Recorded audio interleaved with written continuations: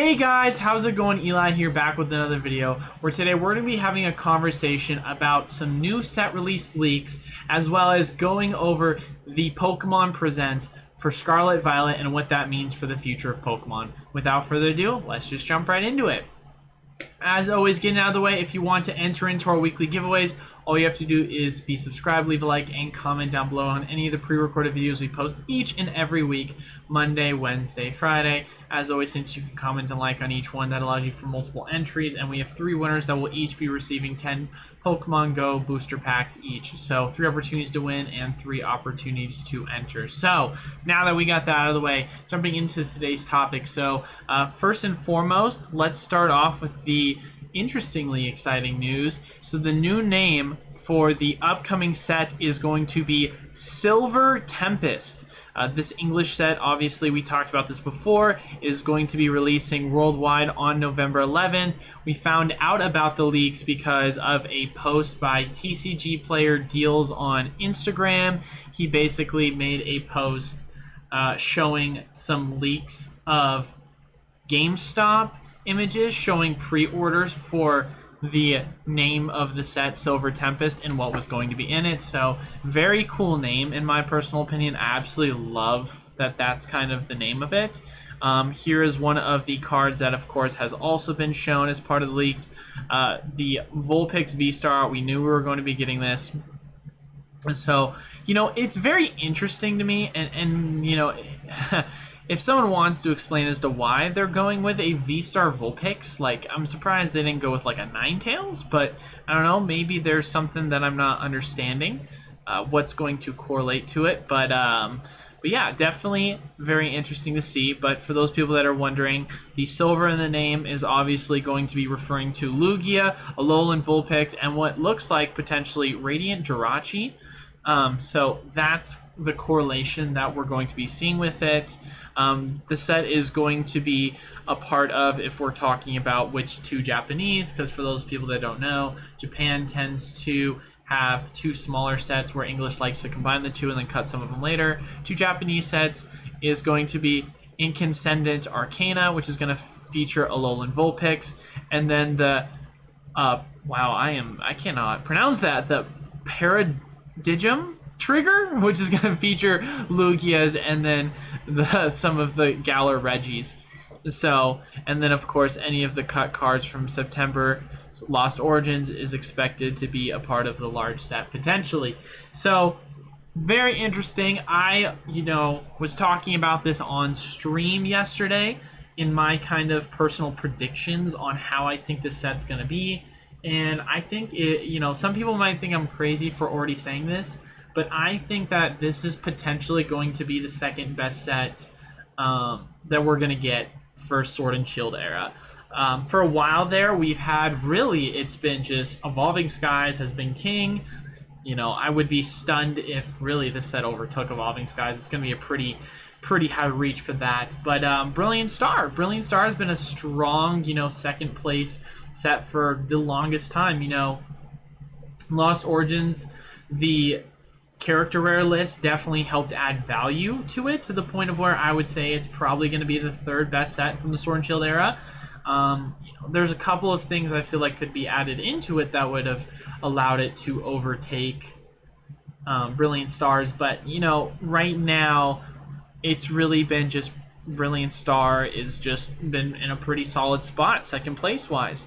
However, with a Lugia card, we all know character cards, strong character value is going to be king long term, and I do think that could be something that will inevitably allow it to pass the Charizard Arceus set. But who knows? I mean, obviously we know Vulpix is going to be one of the other main chase cards, and I don't know a ton of people that are super excited about a Vulpix V-Star, but who knows? Maybe I'm ignorant to it, but that's just kind of what I've heard from the people I've had the discussion with. However, I will say to you, if we're talking about VMAX Climax cards that we know that are going to be in it, it's going to be Rayquaza VMAX.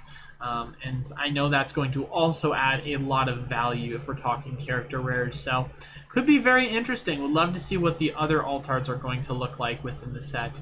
But obviously we should hear more news within it within the near future, hopefully within the next month or so, as the Japanese sets begin to get released. But the next point of today's conversation, for those people that didn't know, Pokemon Presents was today.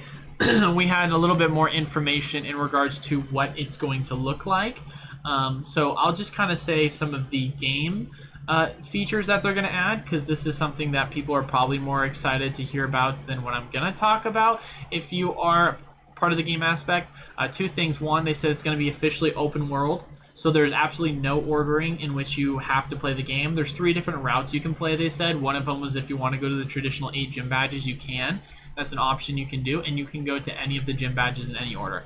Absolutely love that. I feel like Arceus, that was kind of one of the things it was missing out on, because with the star system, it really kind of limited you, and you had to go to certain paths throughout that. Really like that they're going this route with it. And then 2, it does allow for co-op options. I think it said up to 3 people or 3 other people. I'm not 100% certain. Other 3 people make sense, like a group of 4, because that's, I mean, if you're playing most video games, that's how it usually is. So I would absolutely love to see how that's going to necessarily work, because Nintendo Online is terrible. So hopefully it's not going to be too connective issues, but you know, that's just general game, you know, related leaks. But to see what the actual introduction to the game of new features, we're going to be getting what's called terrestrial phenomenon Pokemon. So basically there is going to be what's called Terra Jewels, and you use those Terra Jewels on your Pokemon, and then it turns them into crystal-like beings. And depending upon, you know, what, how do I want to say this, kind of what was it correlated to? But basically, certain Pokemon will have certain Terra types. Okay, that's what it is. And their Terra types, when they do have the jewels interact with them, will apparently change the typing of the Pokemon. So it's almost like an adaptive feature. So like, you know, we have certain region Pokemon, and with those region Pokemon, they have different looks. For example, they did leak there's going to be a regional Wooper, so the Paladin Wooper. So it's going to be a poisonous ground instead of a water ground. So that'll be cool to see that we're going to get different regional variants again. But as far as Terra types, which Terra, for those people that don't know, in Latin means land or earth. So it's basically just kind of an ode to saying it's going to have different energy form types, or it's going to have different natural typings to the region, and more than likely where you caught it, and it's going to correlate that to what it can transform into if you were to give it one of these Terra Jewels. So, and then here's what kind of the images look like with that. When you give it a jewel, for example, water, it's like water spouting out of its head, you know, flames coming out of its head, and Pikachu balloons coming out of its head. Quite interesting. But, you know, in all honesty, I think the concept of Terra Jewels is really cool. I like the concept that you're allowing your Pokemon to have, like, adaptive forms.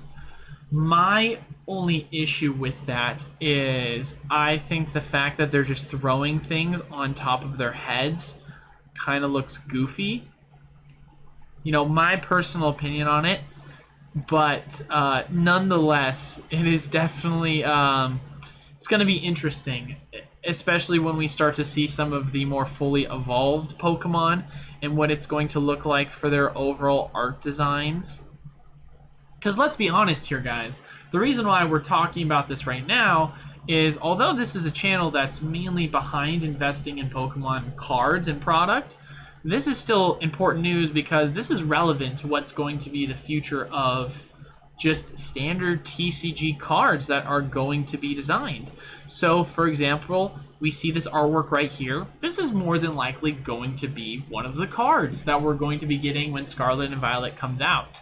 And you're probably going to see Terra cards be part of the new gameplay format. So it's going to play into a feature. Now, it'll be interesting to see what that kind of looks like. But, you know, I don't want to completely write it off, but I've always loved the idea of crystal Pokemon, but this is not necessarily what I envisioned when I thought of crystal Pokemon. You know, I thought of crystal Pokemon like Crystal Onyx from the anime, or, you know, the Crystal Lugia or Charizard or Nidoking from the e-reader series. So not necessarily what I was kind of interpreting with that. But yeah, it'll be interesting to see what the card designs are going to be with that. I don't know. Let me know down in the comment section below what your guys' thoughts are. Also, here's some of the Pokemon that were introduced. Fido, the puppy Pokemon, and then Setitan, I gotta imagine. Ketitan doesn't sound right, but who knows? That's gonna be the Terra Whale Pokemon. So definitely interesting designs.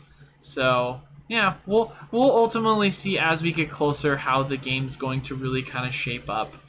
But that's kind of it as far as it goes for today's news. Nothing super exciting, but, you know, still important information nonetheless, since we do have news to what is going to be the future of Scarlet and Violet. Because you guys got to think about this, man. We've literally got 2 more sets left, right? We've got Silver Tempest, which is going to be the Lugia set, and then whatever our, you know, early next year set's going to be, which is going to be a specialty shiny set more than likely. So, and then we're out of the Sword and Shield era, guys. And we're more than likely going to see that rotation happen early next year for the D format. And we're going to do second half Sword and Shield and then Scarlet Violet for the new competitive standard format. So, you know, it's crazy to think. I was literally just thinking about the other day about how Pokemon in the Sword and Shield era is no longer going to be a part of the, you know, ultra modern format. It's going to be now nostalgically looked upon, even though it's only been, you know, 2 years, coming up on 3. So crazy that time flies just like that, especially with everything that happened with COVID. So really now should be the time where we go back and we take a look and see, is there an opportunity right now to invest in older items such as the Vivid Voltage ETBs or Darkness Ablaze or Shining Fates ETBs that are going to go out of rotation relatively soon. So they're still very dirt cheap, and not financial advice, not a financial advisor, but, you know, being able to pick up dirt cheap product that is, you know, relatively high demand right before it goes out of rotation is definitely not a bad play in the long run, in my opinion. But as far as it goes, that is all for today's video. A little bit shorter of a video. Like I said before, as always, make sure if you want to enter into our weekly giveaways, all you have to do is be subscribe, leave a like, comment down below on any of the pre-recorded videos we post each and every week, Monday, Wednesday, Friday. 3 winners, and then since you can comment and like on each video, 3 opportunities to win. So thank you all so much for watching. Until then, I will see you guys on Friday. Peace.